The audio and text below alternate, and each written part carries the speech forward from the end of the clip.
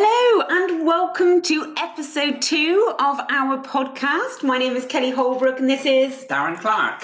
So guys, if you joined us on our first podcast, you would have learned that we have a global dyslexia group with our aim to making dyslexia non-stigmatized globally, to get people the support that they need, and to just really make sure that dyslexia is understood worldwide and the strengths and all the wonderful things that comes with it too. And this podcast offers so many different things. We've got personal stories and journeys, we've got educational slots, we've got laughter, we've got the work. So I hope that you enjoy it and continue to listen to us and our voices. Hopefully they won't get too boring for you. So just a quick recap on our first episode.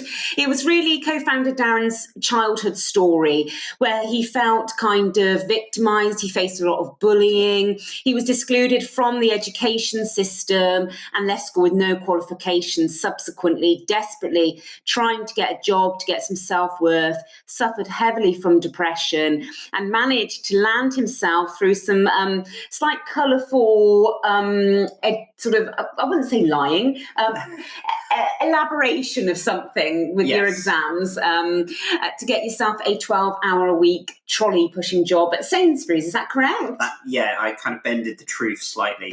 Yes, I like that. Yeah, reworked the facts. Yes. Yeah, that's it. Creativity. There we get see one of dyslexic strengths. Indeed.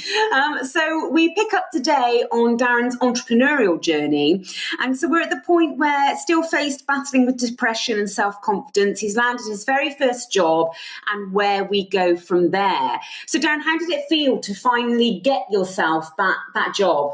I mean, it was a massive achievement, and although someone would be thinking as soon as you left school, you have an idea of working in a bank or getting an apprenticeship, but for me, just landing any kind of job just meant that it was an achievement. And I'd applied for, as I mentioned before, about 17 other different jobs, and I got my first job with Sainsbury's, and like I said, it was just a bit of self-worth, and it was I just then thought to myself, I'm going to become the best trolley pusher ever, which I still feel I was. So even from the start, you kind of gave yourself goals, didn't you? Yes. Yeah. I'm a massive believer in goal setting, and I know a lot of coaches and mentors will always say, have your 1 year, 5 year, 10-year plan, and that's absolutely fine. I think they're imperative to anything you do, for personal goals and business goals. But we always have these plans, but I always have kind of really tiny plans. First of all, so my plan was to go from 12 hours a week to then successfully land a full-time job at 36 and a half hours, I think it was at that point. So that was kind of like a mini goal. And then my goal was to want to be, supervisor, manager, and so on. So I set myself little goals as well as the bigger picture. So how did you, so you say you went from trolley collector then to a full-time position. How did you make that initial transition? Yeah, so I literally, back then sounds so old. You could, any overtime that was going, I would have. It sounds, I was basically, when I was taking on in Sainsbury's pushing trolleys, it was in the winter. So it's freezing cold and, pouring with rain. So my goal really was to get inside. So I wanted to get onto tills. I wanted to get onto the different departments. And I even asked the store manager at the time if there was any odd jobs I could do, because I was used to doing kind of odd jobs to raise some money.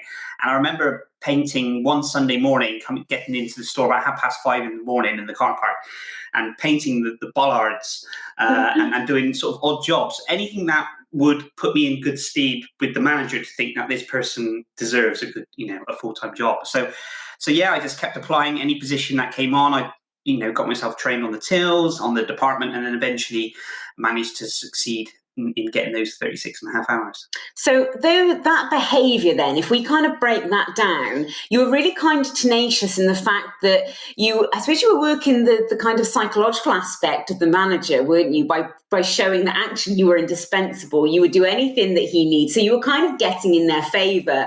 So you were very tenacious in the workings of people from quite a young age, I guess. Yeah, I guess. And I suppose, at the time I probably didn't think of it that way. But I think, through school, I had, there was never any expectations put on me. I love my parents to pieces, but there was never any expectations from what the parents wanted me to have, career-wise and stuff like that. Yes, they wanted me to be happy and successful, and in school there wasn't this element of expectation. So the expectation came onto my shoulders for what expectation I had for myself.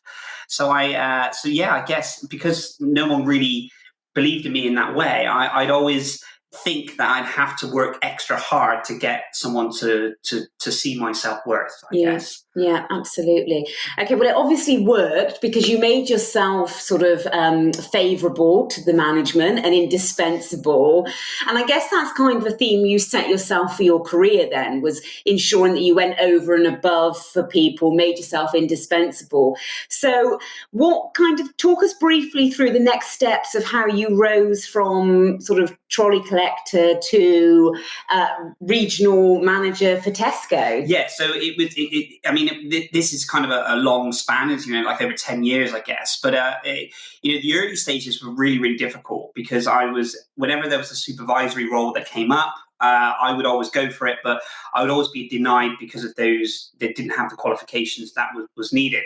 So I was doing a lot of the managerial jobs, as in supervisors, but not having the credibility, or the pay or the badge, so to speak. A lot of people from university was coming straight in and, getting these positions and stuff. And, rightly so, they worked hard for the grades to get the jobs. So I had to be a little bit more creative. So I couldn't grow my career within Sainsbury's because I think they'd always saw me as the part-time trolley lad or whatever it was. So what I did then is I jumped ship, so to speak. So I remember applying for a job at Summerfield. I remember literally just getting on my bike one morning and cycling to Summerfield. I think it was about a 45-minute bike ride on a BMX. And because a friend of mine had told me that they were looking for a produce manager's job. And I remember going in, taking the sign down and walking straight in and asking if I could see the store manager and asking them if I could apply for this position. And then I asked if they said, do I have any managerial experience? And I said, yes, I'm a supervisor at Sainsbury's, which is technically true because I was doing the supervisory role. So we're just embellishing the facts again a little bit. Well, I was doing a supervisory role. Right, okay. But subsequently, they said, she said, come back later on. I had the interview, which was then turned out to be successful. And I got my first position as a produce manager in Summerfield. And I think I had kind of about 3 bays to look after and one member of staff. And I remember doing such terrible jobs in there in the sense of not being able to, forgetting how to order one day. We had this big visit and I forgot to order the stock and we just had nothing in. But these things were a real learning curve for me. And I kind of, I learned on the job and successfully managed to get my position. Once I got a CV with manager on there, my world was the oyster, so to speak. Would you say then that maybe it's less about the paper and more about putting you in front of people, so that when you actually were given the opportunity to get in front of somebody, you were able to communicate so effectively that almost that overrode your qualifications? Absolutely. I think one of the skills with dyslexia, I think is, one of the strengths I have is communication and people. So I always feel if I'm able to get in front of someone, yes, I could either kind of talk them so that they just say, yeah, just take it and go. Or I can kind of convince them. Charm your way in. No, I'm only joking.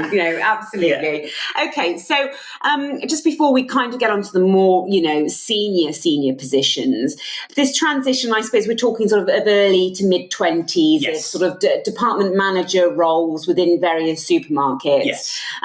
What was your mental health like during this point? Because we obviously discovered in the first episode that you were struggling, with depression and self-worth. So where were we mentally at this point? Still in a really dark place. Okay. I was still taking antidepressants, which was unregistered by, my GP didn't know that I was on them due to the fact that I was taking my dad's antidepressants. And I guess it was kind of, I was spiraling on a sense of trying to find out my self-worth. And then I was always worried I always felt like I was taking on roles that I couldn't do in some aspects, or I'd get found out. So that imposter syndrome. Yeah, immensely. So there was always this continuous worry in my head that I would be found out and I wouldn't get the position I wanted. And they might say, "Well, actually, now you need to go back and push trolleys or something." So I was still taking the antidepressants. I was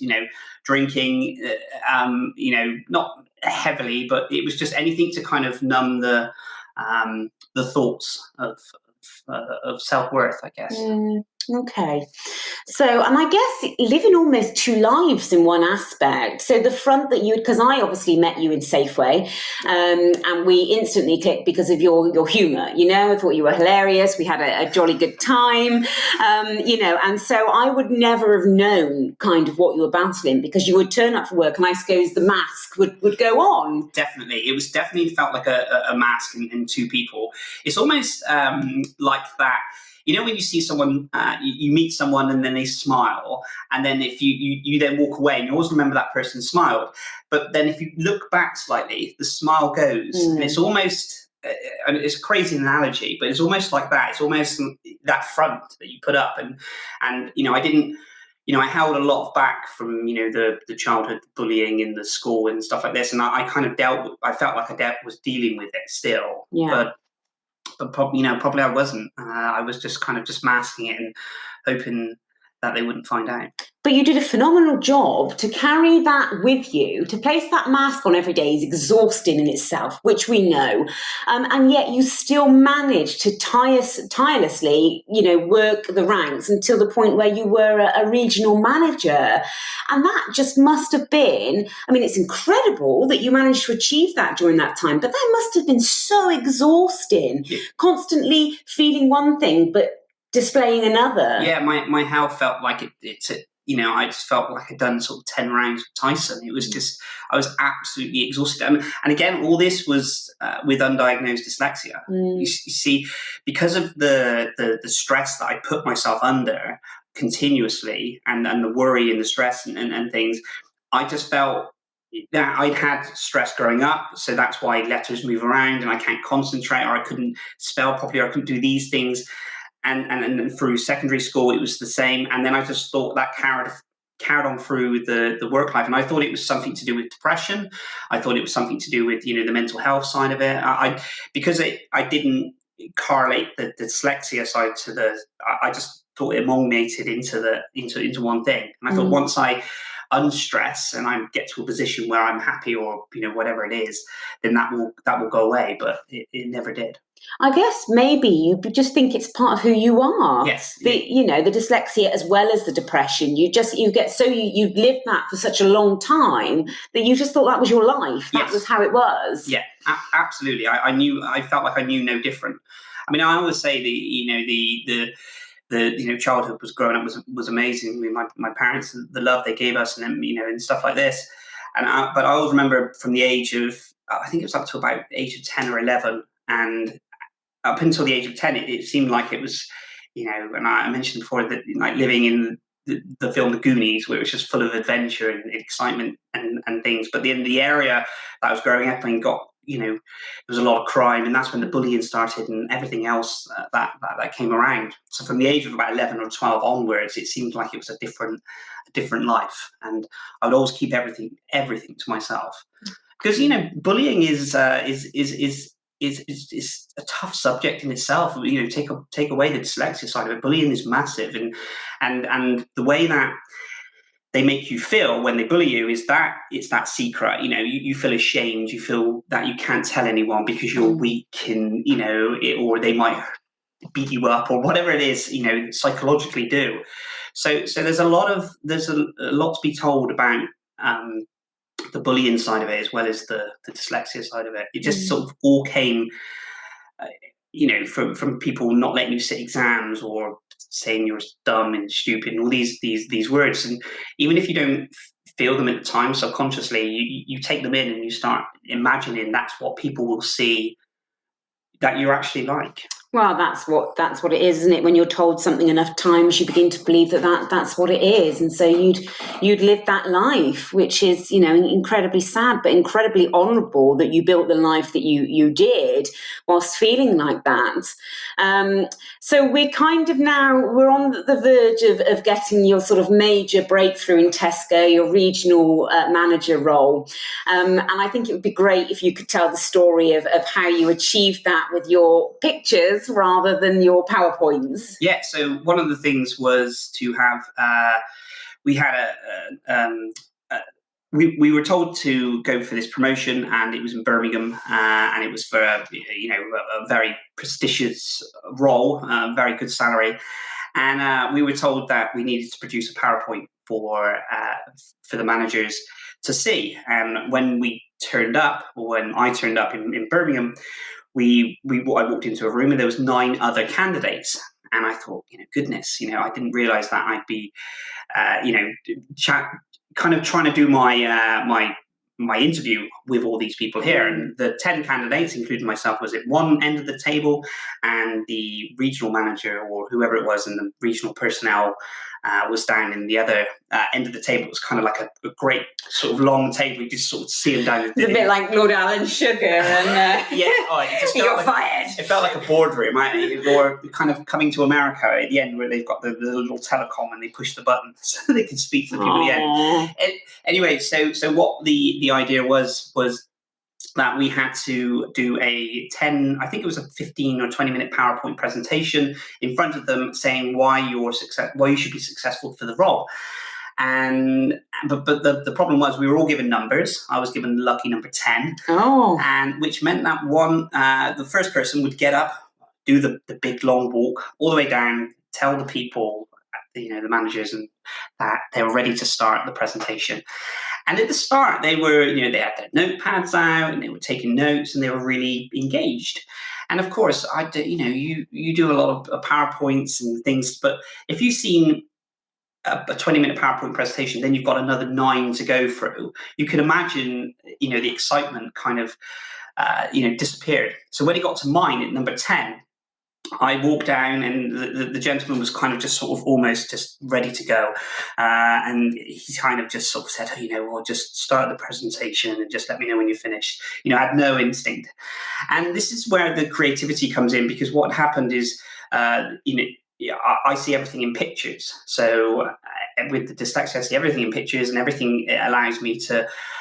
So I'll give you an example. One of the things that they were asking for was things like delivery turnaround time. So we know that if anyone is in retail would know that as soon as the front wheels of a truck turns up at the back gates of a premises, a timer goes off, and then you're asked to.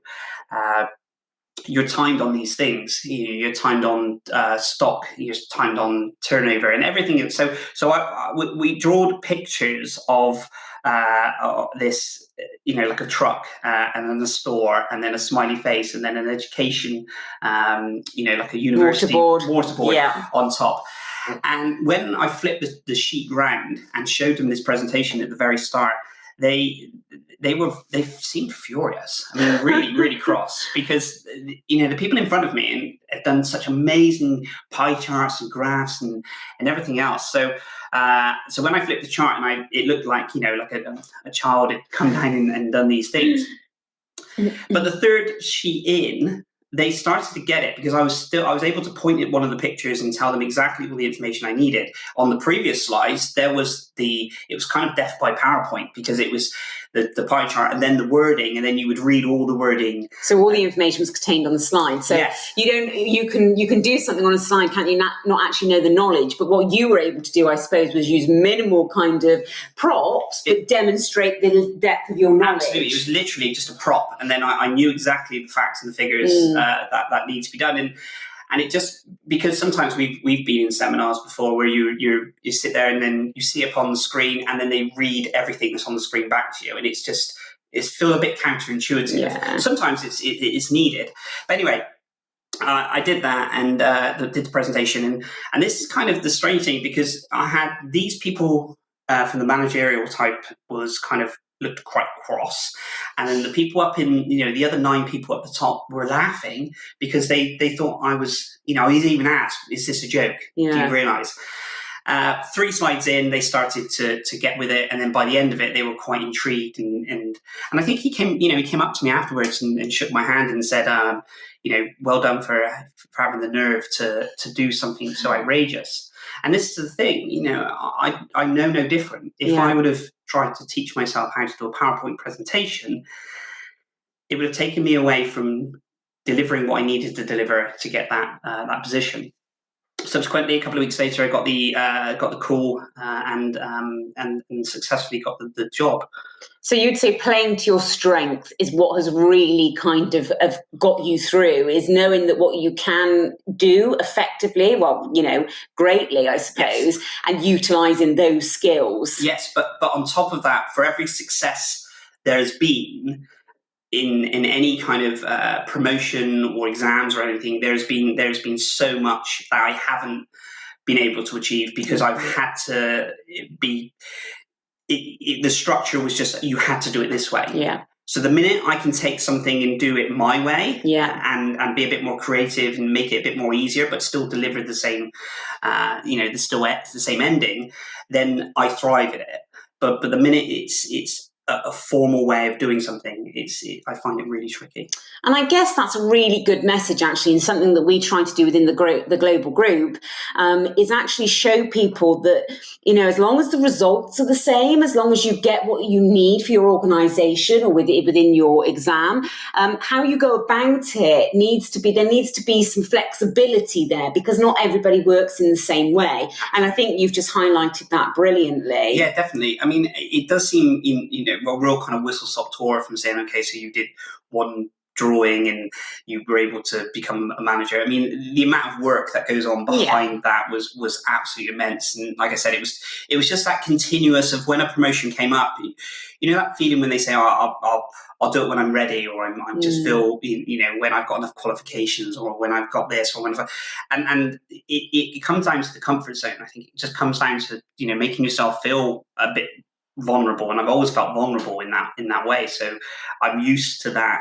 It's not a nice feeling, don't get me wrong. I don't think, wow, that's an amazing feeling. But once I know I've done that, I feel comfortable stretching myself to achieve more. So would you say that kind of pushing yourself out the comfort zone, would you say that that's kind of, instead of it being I want to kind of stretch myself, would you say it's more of a sort of sod it attitude? I'm going to give it a go, because actually, what have I got to lose? I've already been through the worst, so I'm just going to give it a go. I think it is. I think it is that element of, sod it. I won't get it anyway. Well, not I won't get it, because I always vision that I will get it.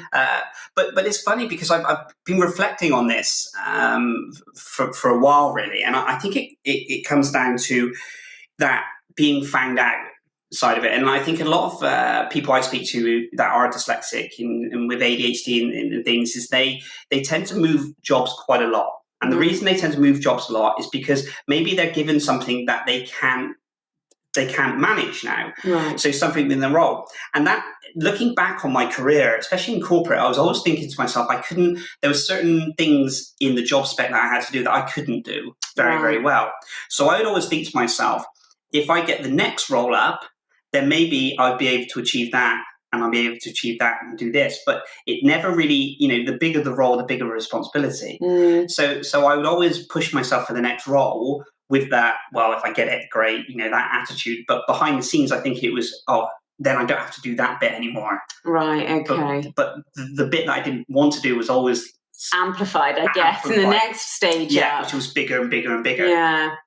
Okay, so you've landed this great role, okay, this prestigious role, which is absolutely, I mean, you must have thought to yourself, crikey, from where I came from, pushing trolleys 12 hours a week, to, being a regional manager for one of the largest retailers in the UK. You must have thought to yourself, wow, I've done really well here. But actually, you were still mental health-wise, you were still struggling.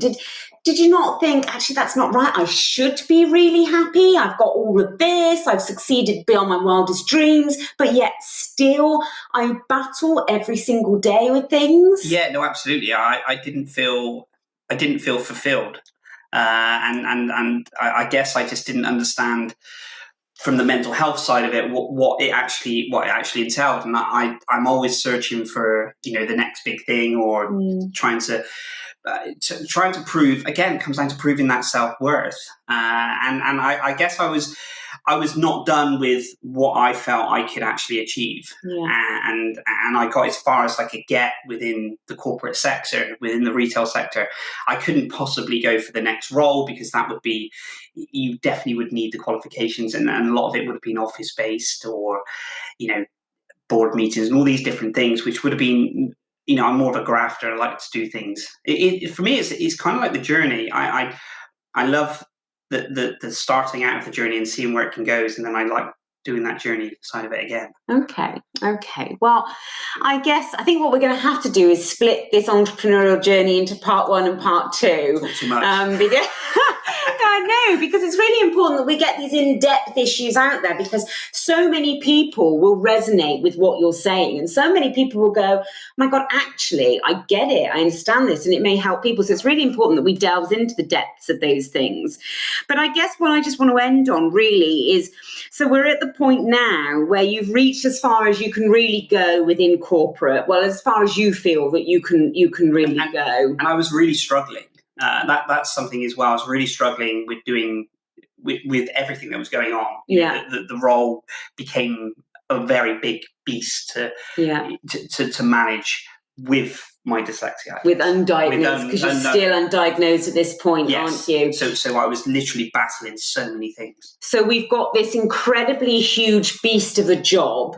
We've got undiagnosed dyslexia. We've still got fights with depression and anxiety and mental health issues. And I guess it just reached a boiling point where you decided that actually, I can't take any more. I'm done with this. Yes, is that right? Absolutely. And that's when you kind of jacked it all in and decided to start your own business, which is then where we kind of see a lot of the change come in effect with taking control and diagnosed with dyslexia and things like that. So we'll talk about that more on the next podcast. So I just think it's an incredible journey. If we were to end it there, it would be an incredible journey to have achieved what you achieved within that space. You should be very, very proud of yourself. And anybody out there with dyslexia listening to this, just know that there are no bounds. There really are no bounds, and there are different ways of coping. But now we're more fortunate. There's a lot more support out there, including us. So if you do need any support, please do give us a shout, and we will, talk to you as much as we can and help you. But anyway, guys, I hope you enjoyed that and listening more in depth. This is Darren's story that's never really been heard before in this depth, has it? In this honesty, I think. I've not kind of shared a lot of these things. So we hope you're enjoying it, and we hope you're tuning again to listen to, crikey, the third leg of the story, which again promises to be just as interesting. And never quite know what you're going to. You never know. No, I've learned that. I never know what I'm going to get with you. Anyway, guys, have a fantastic day, and we will be back soon with episode 3, which will be Entrepreneurial Journey Part 2. That really is the entrepreneurial journey, isn't it? It is, yeah. Thank you so much indeed for listening. Cheers, guys. Take care. Bye-bye.